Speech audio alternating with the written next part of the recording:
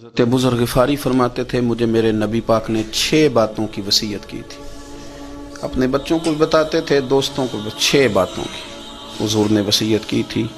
سب سے پہلے حضور نے فرمایا تھا ابو ذر مسکینوں سے محبت کرتے رہنا.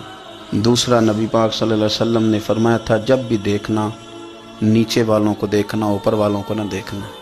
مالداروں جاگیرداروں پہ توجہ نہ کرنا، ذہن خراب ہوگا. نیچے دیکھنا، غریبوں کی طرف توجہ رکھنا. تیسرے نمبر پر نبی پاک صلی اللہ علیہ وسلم نے فرمایا تھا ہر حال میں حق بات کہنا اگرچہ وہ کڑوی ہو.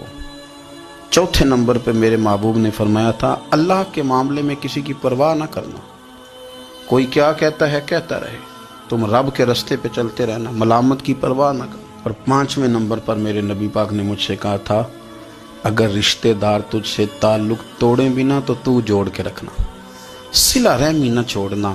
اور 6 نمبر پر حضور نے فرمایا تھا اللہ کے عرش کے خزانوں میں سے خزانہ ہے لا حول ولا قوت الا باللہ العلی العظیم. حضور نے فرمایا اسے پڑھتے رہنا، اسے کبھی نہ چھوڑنا. اے اللہ ان نیک اور پاک لوگوں کا صدقہ ہمارے دلوں کو تقویٰ عطا فرما.